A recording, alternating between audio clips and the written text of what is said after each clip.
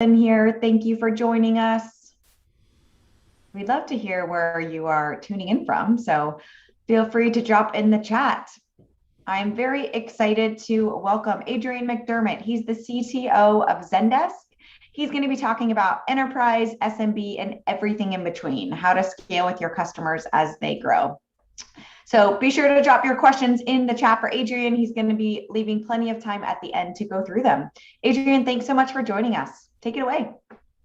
Thank you so much. Welcome, everyone. Good day. Good day. My name's Adrian, and I'm the CTO of Zendesk. I actually joined Zendesk about 11 years ago. I think we had 5,000 customers, no salespeople, about a 5 million in ARR, and around 30 people. Recently, we just crossed the $1 billion revenue mark, a goal we set for ourselves at the end of 2015. I think one of the things that I want to talk about today is some of the mistakes that we made and some of the things that we learned along the way.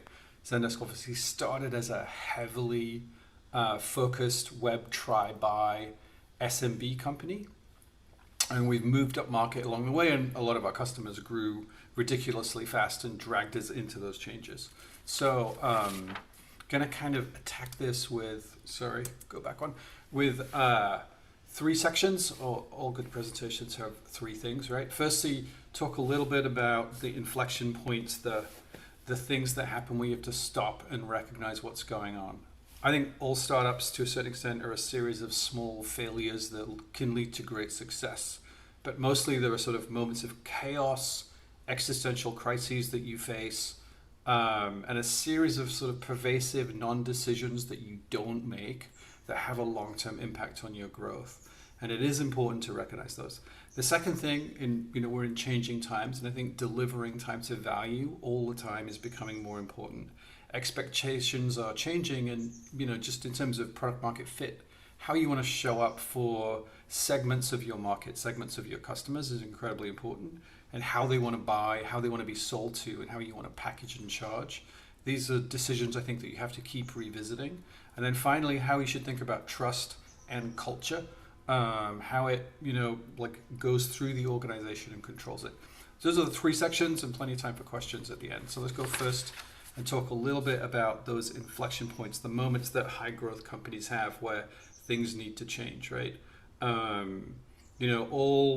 All board members will roll out a set of cliches around, the thing that got you to 1 million won't get you to 10 million. The thing that got you to 10 million, that won't get you to 100 million. And there's some truth to those truisms, right? And so I think the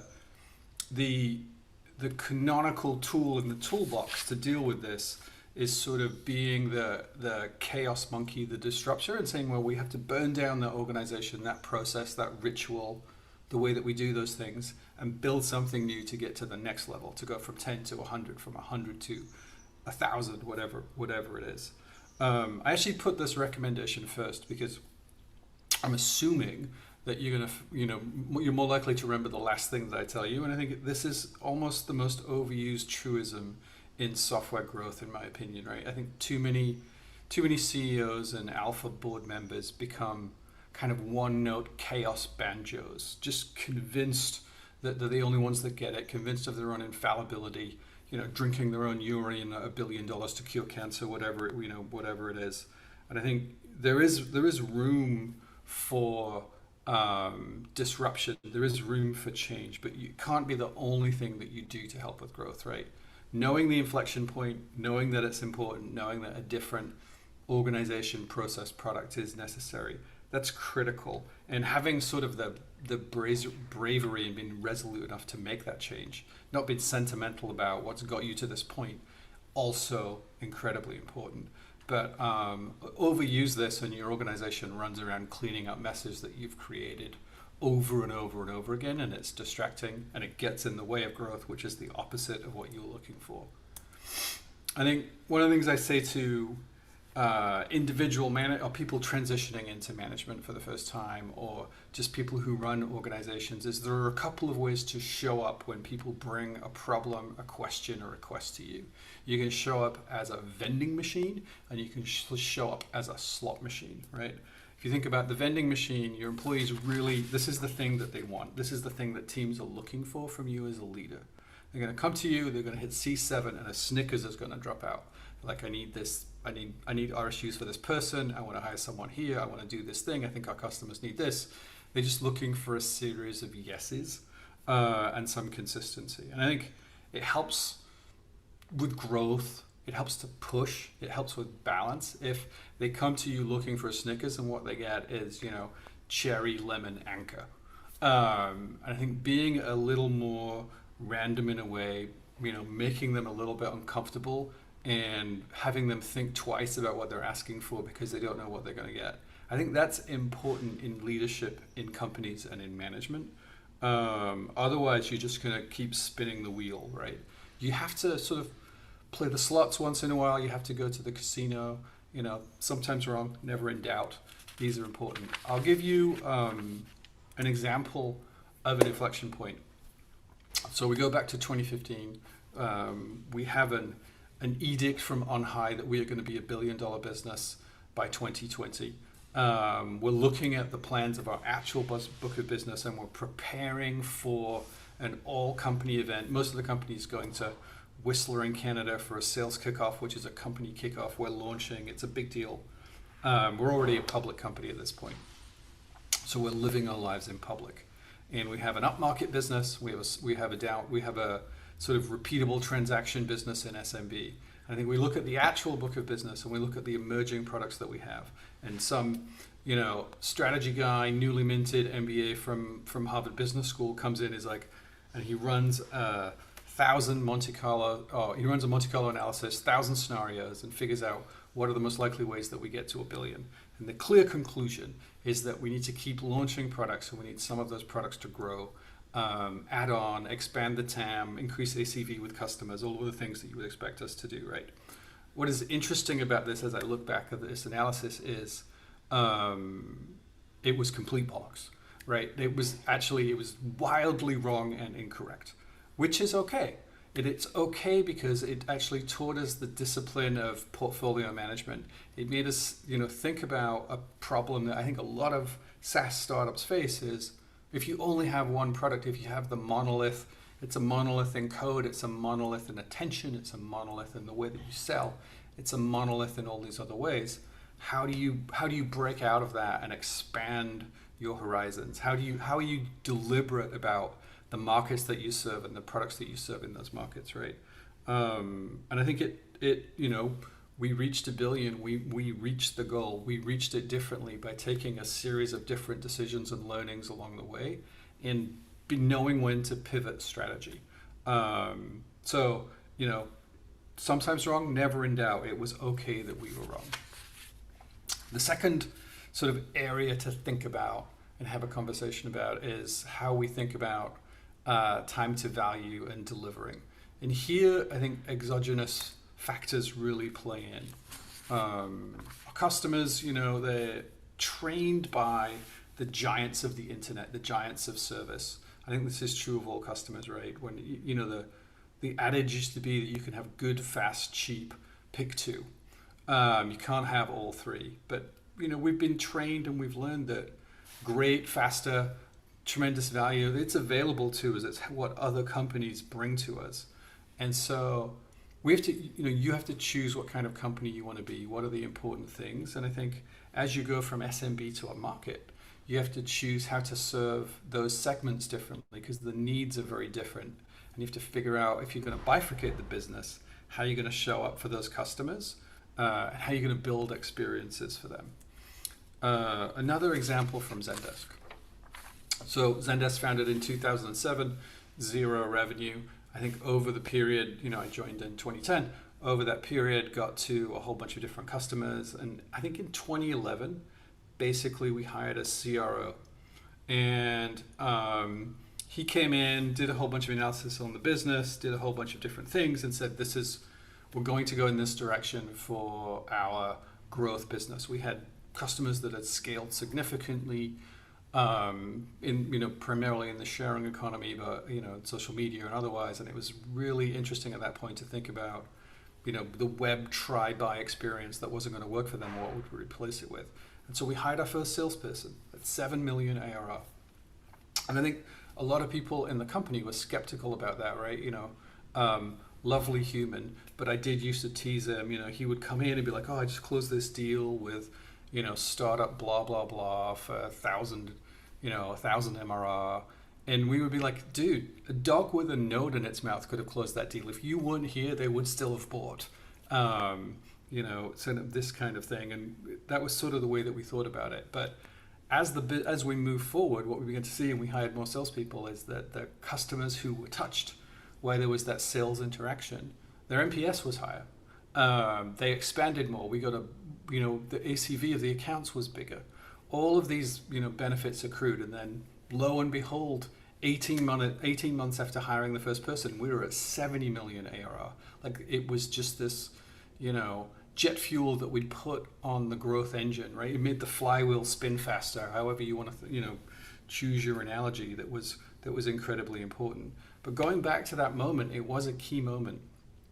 And I remember two things happening, right? Firstly, the new CRO, he wrote a white paper over the weekend on customer service, and he put it up on the website, and he gated it with a form to, capture people's email and everything else.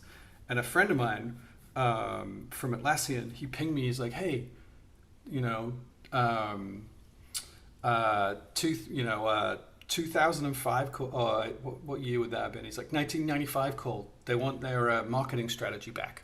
And at the same time, I received which is kind of true for the way Atlassian works, right? It's a developer-led sale. It's discover, try, buy. It's viral. Things go from person to person. At the same time, I received a empty iPad mini case from Box, and it said, "Hey, we're Box. We're this document storage platform on the web. We're disrupting IT businesses. Take a meeting with us, and we'll give you an iPad mini to put into this case." And I was thinking about, wow, what is that? What's the CAC to LTV ratio on that business? But it totally makes sense, right? One business is showing up as, low cost of customer acquisition, trying to build a business through product selling itself first. The other is, it's a CIO sale. It's like a bigger decision to buy. And so they're moving forward in different ways. And it was, as I looked at those two alternatives, the red pill and the blue pill of growth, it was clear that there were choices to be made. And I think we eventually learned to segment the business so that we treat one class of customers with, we give people the option basically to choose the navigation path that they go through, but we treat them differently in sort of an interesting way, so that if you're looking for that supported touch experience, you can find it. And that definitely grew our business. But if you're looking for the rapid, I just don't want to talk to anyone, I want to deploy, that is available to you. And I think one way to attack this problem is to give people the choice and let them do it, and build a business in the other way. I think the other thing that has to then match to how you show up for the customers is how the product shows up and is priced, right?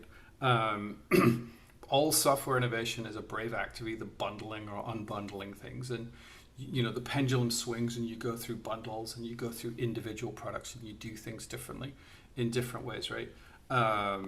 This image is interesting for me because someone has spent significant time collecting massive amounts of trash and recycling from around and turned it actually into a livelihood, right? I think about the Microsoft PowerPoint example. I think it was bundled with Excel in Office in, 1990, 1992. Who used PowerPoint before that? No one. Like, would it be ubiquitous or as ubiquitous as it is now if it hadn't been bundled? No. So bundling can bring you kind of this great experience. And we've gone back and forth on this. If I go into Zuora, our billing system, I see that there are 7 pricing models. And the reason that there are 7 pricing models is because we set our stall out early for how we were going to treat existing customers and what we were going to do. The reason for that is, it's documented on TechCrunch and elsewhere, we had a pricing debacle where we did raise prices and change the game for customers, and they were really upset. We'd broken the bond of trust with them. We hadn't been empathetic towards the way that they wanted to buy and the way that they wanted to use Zendesk, and it had a very negative outcome. It actually precipitated the genesis of one of our competitors, funnily enough.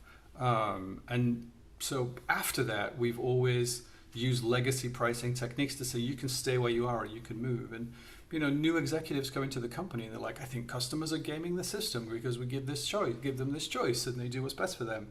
And we're all like, yeah, I know. Isn't that awesome? They pay us. It's fine. It's great that they have choice, and it's great that they can buy the product the way that they want to buy it. But there is something to be said for bundling. There's also, it's hard to do because, you're always chasing this theoretical TAM. There's always an expansion that you could make by increasing share of wallet with customers by, adding the next product and the next product. And it's a vector for growth. It's one that you can't ignore. So it's a difficult choice whether you simplify for customers or whether you pull things out. Right now for us, we just launched a new bundle. We're definitely, the pendulum is swinging in that direction. I don't know if it's going to swing back again, if a la carte is going to become more important again, because of the nature of our business and the nature of sales and the way it works. Third and final section is about trust. And it's not so much about trust really, that there's just some ideas I have around choosing a posture for yourself, choosing a culture, and thinking about how you want to bring forth that culture. You will hire people who will hire people you will never meet, who will hire more people you will never meet, who will represent you. And your message, the way that you think about the company, all these things will become progressively diluted as you move through that. We often talk about responsiveness, transparency, and trust as being these characteristics of a great customer service business, right? We've been taught to expect this by the best brands, and it's the way that we like to be served, to be communicated, right? You want the brands that you deal with, the companies that you deal with, to be sort of open and honest and share things in that way. And I think consistency in the way that you show up, tamping down behavior that you don't like internally, these things are really important. But most important is, choosing what your posture is, right? Listening and having the dialogue. And it's sort of easy to overestimate your importance in your customers' lives. You're probably not that important, and that's okay. But then it's also weird, right? That, through consistency, through brand growth and everything else, I'm a huge dork. I'm the CTO of an uncool customer service software company, but when we go have conferences for our customers, like we have super fans that follow us and they're into everything that we do. It's bizarre, but that's because I think you build the bond of trust and you are consistent and you do what you say you're going to do. And if you're not going to, you share with them the ideas that you're not going to make it or it is going to be different. Super important, I think, to build in that way and to think about things in that way. And as you make those changes, right, you have to decide how disruptive you are going to be, right? So I remember we hired our first head of, I think he was running Southern Europe in Paris. And I was talking to him and we were talking about the self-service business versus the assisted business, how, what the motions were going to be and the business as it stood at that moment in France or in Paris in general. And he's like, Adrian, you cannot sell a paperclip in Paris without lunch, right? You have to touch customers. You have to honor the ritual of connection, of building trust in that way.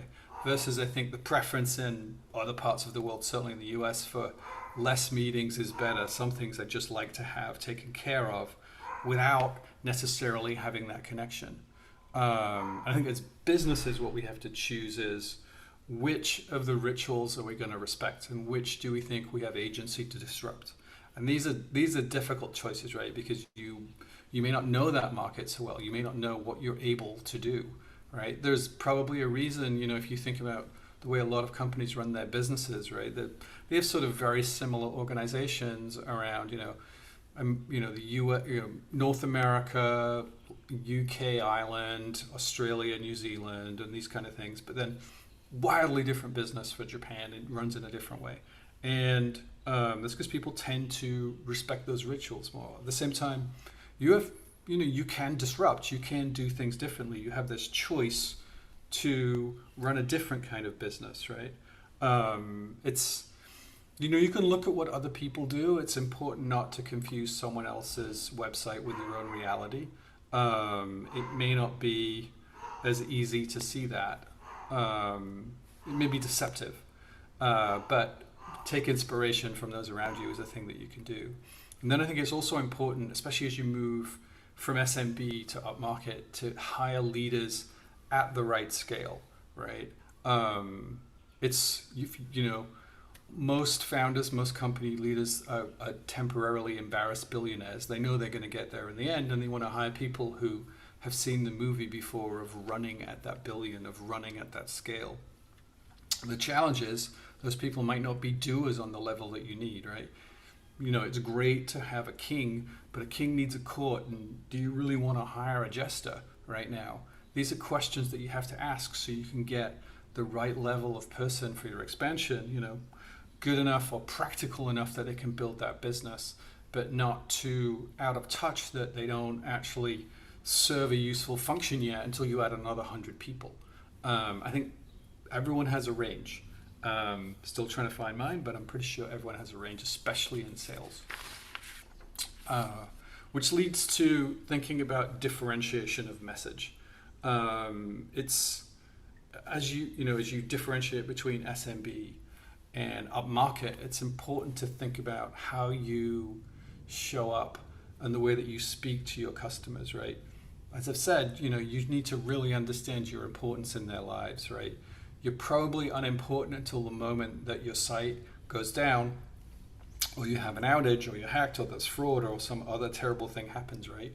And at that point, I often, at Zendesk, that's the point at which I come in, right? Is to go speak to accounts in moments of disaster as the CTO. I think of myself as the grim reaper of Zendesk in some ways, because that's, I'm going and collecting the churn notice in the worst case scenario.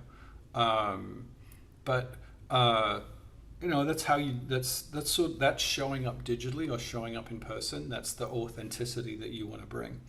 And then differentiation of message between the legion, the group, the few, and the individual is extremely important, right? We all see tone-deaf product launches at the wrong time. We all see tone-deaf notices that customers don't want to hear when they're dealing with a problem with you, or they have some other thing that is going on. Like hyper-personalization is a thing that you need to do in communication. And I think it is very, very hard to maintain authenticity in mass communication that is true to brand and true to the way you think. I think it's one of the things that we struggle with the most. I often find it interesting, a little bit inspiring, to go out with new kind of real enterprise salespeople that we hire, right? You see them adapting the language and the goals and the KPIs of the customers that they're talking to, right? It's never about us or our technology or anything else. It's always about their problems and what they need, how they need it, when they need it, how we're going to help them with that. And I think that pivot around understanding the importance in messaging is a key part in some ways of growing up to deal with ever larger companies and understanding the complexity of their use case and the complexity of their problems. So from a takeaways point of view, I think there are sort of three key things, growth from SMB to upmarket, that need to be thought about and need to be, you need to challenge yourself on. Firstly, like disruption, right? How much disruption do you want to put into your business, right? I believe it's an overused tool, but I also believe it's an incredibly important tool. And those big choices that you make about new org, new process, new ritual, destroying the old guard, those are critical. And so you have to be alert to the moments when you would use that tool. You have to think carefully about how you would do it. And I think, as I've said, a little bit of unpredictability, even if you're not at an inflection point, is a good way to flex the organization and put it under some stress and have the organization really challenge itself and not just keep on rolling, right? An SMB business can be this wonderful flywheel that just keeps on turning, that just keeps on moving, that just keeps on growing. But if you get into a comfort state with that, it will be a flywheel that spins progressively slower. You have to figure out how to put new energy into the business. Second thing is be deliberate, right? How do you balance the efficient SMB business where it's about mass touch, mass communication, great experiences driven by product, virality driven by product, against the high stakes, high calorie, really solid upmarket motion that can just be incredibly valuable to the business and incredibly valuable to growth. You have to be honest about the cost of customer acquisition, and you have to understand and make sure that you're applying the right tool to the right customer segment and making each customer segment successful. And then finally, I think honesty is important, right? You have to make hard choices. You have to be resolute and disciplined in those choices as you make them. And you have to think carefully about who you want to be as a company, how you want to communicate with people, how you want to sell to them, how you want to price, what the culture of the organization is going to be, and how you're going to maintain that culture. When you get to 5,000 people, the culture dilution could be a real problem. The behavior dilution could be a real problem. And so you need the reinforcing mechanism to own that, because you probably have a really strong, good idea at 50 people, at 100 people, of how you want to be when you are at 5,000 people. It's just making sure that that is constantly reinforced in the messaging, in the design of product, in the design of all of your materials, like how you own the voice and the tone, and how what you do in that moment where you see something that someone's prepared for customers and you just face palm because you're like, oh my god, I can't believe we are that company now. We have a web form gated white paper. We have whatever. Like, you have to internalize how you have to externalize actually how you're going to deal with that, and really believe you, your culture, the way that you show up, and the things that you do for customers will take you all the way to 1, 3, 5, 10 billion, whatever your ultimate goal is. So with that, my top takeaways, I think I'm going to stop sharing and we're going to switch over to questions. Please put your questions in the chat, and I'll begin. I can answer some of those hopefully before we end up. So let me stop the share there. Wonderful. Adrian, thank you so much. We've got plenty of time for questions and they're just starting to come through. So I am going to read as they come in. So please drop your questions in the chat. We've got plenty of time, so let's get started. First, how can you balance decisiveness with realism? Any tips for course correcting for decisions that have a less than desired outcome? Well, I think, all businesses, SaaS businesses in particular, run on a regular cadence of measurement. And the measurement that they run, the quarterly, annual planning, long range planning, these kind of things, the rituals that you go through for yourselves and for the board and for budgeting and ultimately for the street. And those moments, inflection moments of cadence of the business, as your business grows, especially, become really useful when you want to think about how you want to change the business or do something, right? The way success is measured in growth. Growth is the crack that we're talking about. It's that's the thing that everyone wants to smoke. They're interested in growing companies. The actual revenue numbers in some ways they're almost immaterial. And I think identifying, is it people, is it processes, is it product, is it pricing, which of those need to change at this inflection point to move us forward? And the thing that we always want to move forward is growth. Growth was here, growth was X, now it's Y. Growth was Y, now it's Z. How do we want to change that and affect that? I think taking a moment as a whole team, as a whole company team, and deciding that is super important. Wonderful. How do you know when to pivot from chasing sales to focusing on product, or vice versa? I think that I would, from a pivot point of view, I think you should always be chasing sales and you're always focusing on product, right? The emphasis, it's a good question of when do you need to build up that sales motion more? When is that the focus of investment? I really like the tool, haven't always applied it evenly, but the tool of deliberate portfolio management, sector investing, where you look at, you can look at the business of a pie chart, and it's like how much is going into product. Eventually you report to the street what is the percentage of revenue that goes in R&D, how much is going into sales and marketing, and then internally you break that down, right? How much is going into SMB and what's the return on that investment? How much is going into upmarket? And then product investments are harder, right? Because yes, some features are clearly targeted towards upmarket, but a lot of features make the world better for all of your customers. And how you do those return on investment calculations, how you balance those competing forces is really hard. One thing I do see, and as an anti-pattern, is that it's really easy to show a CFO the number in a spreadsheet, which is if you add 2 more salespeople here, you'll get X coverage. If we generate X pipeline, it will generate Y revenue, right? There's a really easy straight line versus, I think if we redesign the product, people will be happier, we'll sell more, and we'll get more new customers. And everyone's like, really? But I think the latter, I'm a product guy, but I think the latter is often more valuable versus the easy morphine drip of add more boots on the street and we'll get more sales. Yeah, kind of that scripted model. What are best practices for clearly communicating bundling and or unbundling products to customers? I think honesty and transparency are the ultimate best practices. And then I think you do have to figure out, are you going to support legacy pricing? If so, how long are you going to support it for? Are you going to give them a good experience, right?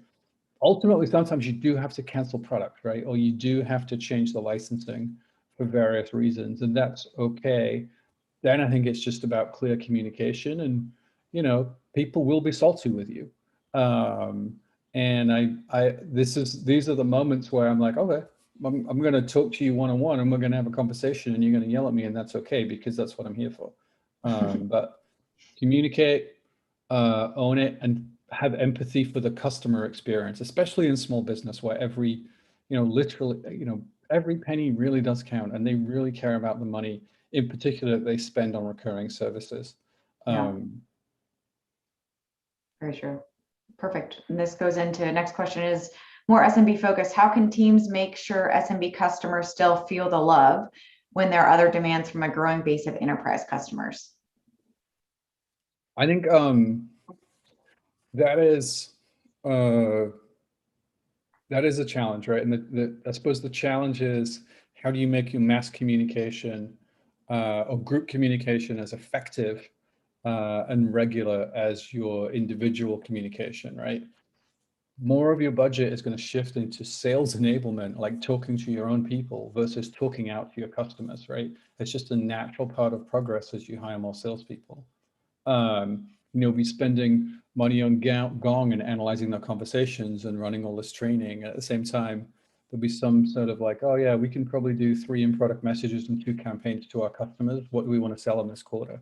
I think that's how they begin to feel. If they're just cattle to be milked in some ways for revenue, then they begin to feel disconnected, right? And I think one of the things I love to see is, at the moment digitally, but ultimately, previously in person, is the building of community, even for SMBs, right? I think if you run a meetup for customers, where someone from the company, someone from products is going to show up, it's super powerful that, there's the 2-person business feels like they don't have imposter syndrome in the room. Like it's okay that they're there along with the person running the 1,000 person call center, right? And the economics of that don't totally make sense, but that's absolutely okay, right? You're building a brand and you're building culture.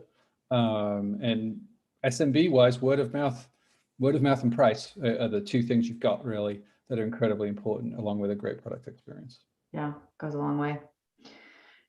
Question from Susie. What are some of the top challenges that the Zendesk team is prioritizing for this year in each of the customer segments? To a certain extent, there's a meta challenge above that, which is the one that we've been talking about, which is like, how do you balance priorities between the 2 and figure out, return on investment and where to invest and what is the most important. And I think that is always each year, that is the ritual that we go through, that ends in a wrist-tied knife fight in some cases. In FMB, I think that we're looking at, removing friction, like sanding down the rough edges of the product, making sure that the onboarding experience is there. And I think a lot of the time in SMB, one of the things that you bring to the table as a SaaS vendor is an opinion on how software should be implemented and how it should be done. People are buying your experience in a box, right? In a software box. And I think you need to put more and more time into that over time. It pays off in upmarket as well, but thinking about the prescribed experience and the real way that you want to show up for those customers continues to be important from an investment point of view. I think for upmarket, there's a tax that has to be paid to generate trust with enterprise customers around, the abilities, reliability, scalability, stability, security, these kind of things, and certifications. I think it's important not to let that drain the bucket of investment in that portion of the business. It's also important, there are table stakes things that you just have to have in place if you're going to be able to have a conversation. But at the same time, there's a set of different challenges that they have, which are the challenges, usually, in my opinion, of human scale, right? When you're running a large organization with a bunch of humans, how do you manage those humans, get them to communicate, optimize them, measure the quality, et cetera, et cetera.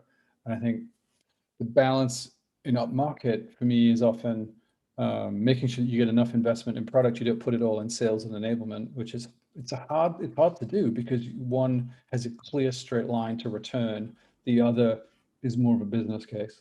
And then secondly, how do you balance between sort of abilities, scale, and infrastructure versus building the right product experiences for the buyer, for the champion? Similar kind of follow-up question to that. In that respect, can you share insights regarding the change management aspects involved? Change management of customer segments. So the challenges that you're having through each customer segment. I think I don't totally understand the question, sorry, but I'm just going to talk anyway. I think that from a change management point of view, customers, it's good to over communicate with your customers, but sometimes you can annoy them, right? And it's good to manage their experience in product. Like they want the features that they want, but all of the other changes that come that bring the features that they want are seen often as a disturbance and annoyance. I struggle a lot as a SaaS company with this, old school idea. Like Salesforce has 2 releases a year or 3 releases a year that are very disciplined, right? Like you can continuously deploy, but that's when you make changes for customers. And I think I think we definitely think about how to make sure that the introduction of new process pricing software or even people into an account is we're not bombarding customers with too many changes all at once.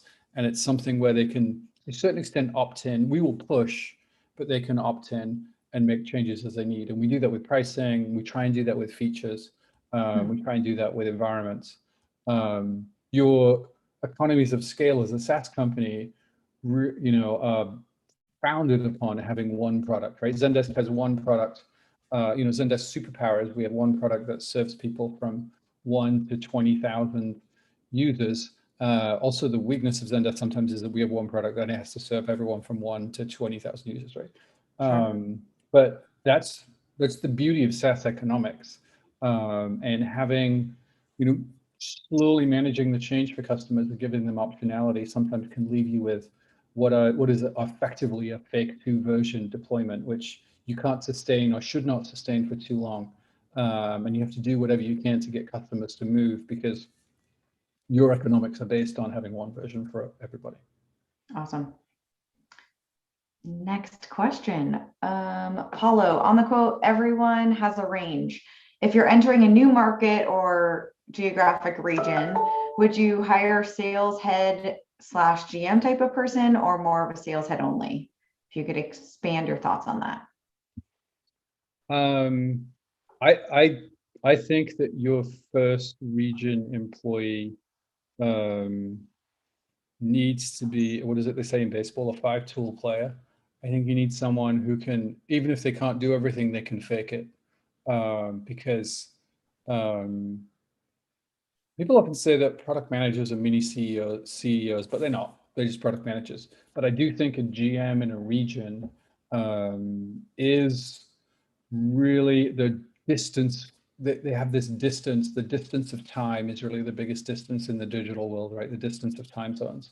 And they have this, as we said, like this that you're going to charge them with choosing the rituals to respect and the rituals to destroy, with building a culturally appropriate business. And so they need a sense for product, for marketing, and obviously for sales and for team building. And they're going to establish the culture in that office. Our regional sales offices do have, well, I think 50% of our engineers are also outside of the US. And so we've set up regional offices and had cultural challenges also within the product that we built. You know, it's like 500 humans distributed around the world, and we bought companies in Montpellier, Singapore, and Krakow. But I think that they will establish this beachhead that will be how you want to be. And so you need a really close connection to that person, and they need to kind of be able to understand and do it all. So the challenge, you know, eventually then you need a true straight up kind of head of enterprise sales deep in that market, but that comes later. The person who establishes is a utility player, is an athlete with a go-to-market focus. Yeah, that's great. Thank you. Next question, Bernard. How do you ensure you hire the right sales person? How do you ensure you hire the right salesperson at 7 million ARR? We're not there yet. We're around 2 million ARR and looking at our first sales hire. We're in Asia. We hired a chief revenue officer who had managed salespeople and was running marketing and sort of that commercial side of the business. And he hired the first salesperson and subsequent team. And I think that we hired an early salesperson who was, because it was at that point we were web try buy, we were a product driven company. And so we needed that first person to be junior enough to be sitting on the phone and trying to close deals all day, but technical enough to be able to, at that point, they have to build their own demos and be able to speak to the customer and solution for a customer they get on the phone with questions and solve those questions, right? Up to that point, we used customer advocacy, our support organization, to do sales, right? So you would start a Zendesk trial and we would say, hey, I'm Adrian, can I help you? I work in customer support for Zendesk. Love to help you get your Zendesk set up. Post that, the salesperson kind of took that over, which meant that they had to be sort of, for us, they had to be closer to that process. And so I think for Bernard, I'm interested, you know, his challenge is given how he sells today or how they sell today, what do they think that sale will be when it becomes human assisted, right? I think it's probably not going to be jarringly different. So you want someone who can build the relationship and take the existing go-to-market motion and sit there and do it 8-10 hours a day, every day, and drive it with, you know, some skill and alacrity and some, you know, hopefully bringing joy to customers, but probably not too different from the way it's done online. Awesome. Very interesting. Bernard said that was really helpful. One more question we've got here. Let's see. Any changes in the GTM playbooks from what the team has learned over the past year? What's working well and what's not? I would say our go-to-market playbooks really change when they're revisited. I don't want to say constantly, but regularly, like really regularly. And Like how to a certain often extent, is regular? I think annually at least. So, in terms of business cadence, right, you tend to have an annual sales kickoff event where physically, it used to always traditionally physically, maybe it will be physically again, but currently digitally. You bring that team together and you reinvigorate them with stories of product, with how to sell. You take them through training. Maybe you run some kind of fight club where they all have to get up and pitch against each other. There's all these things that happen, some of which are a little bit mysterious to me.